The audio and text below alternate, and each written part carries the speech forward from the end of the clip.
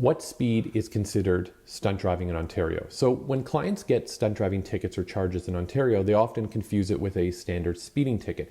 They do not understand why the car was impounded for 7 days and why they have a 7-day temporary license suspension right at the roadside. Clients often say, I wasn't stunt driving, I was just speeding. Well, understand that everything 49 kilometers per hour and below are considered a Part 1 offense in Ontario.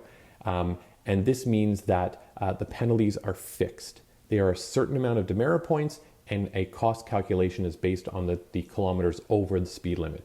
These Part 1 offenses cannot include additional penalties prescribed by the court. The best way to recognize these tickets is that you can check off your options on the back of the ticket to pay the fine, plead guilty, request a resolution, request a trial. You then simply file the ticket with the court and you take it from there.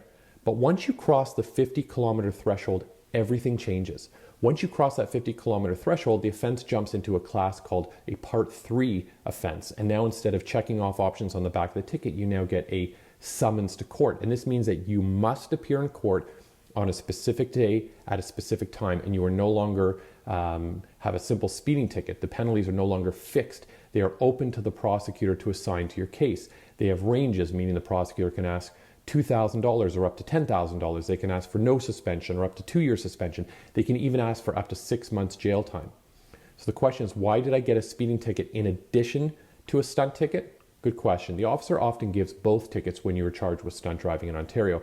The speeding ticket will tell you the actual speed, whereas a stunt driving ticket indicates that because of that speed, you are 50 kilometers over and charged with stunt. They're both tied together. So one is the result of the other. So the province classifies your speed as stunt. So do not get hung up on the term stunt. It is a legal term assigned to your charge under the Highway Traffic Act. Think of the term stunt more as a classification of a charge rather than a literal term.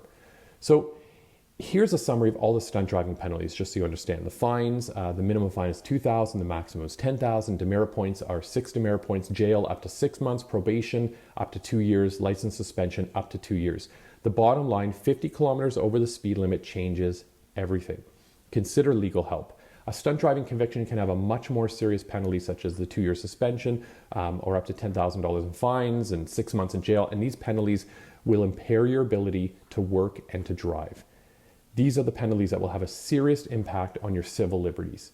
And these are the penalties that you need to be focused on. These penalties should be enough reason for you to get legal advice and a strategy that will help keep you driving in Ontario. So take the stunt driving penalty test below so you can get an idea of what these penalties will be.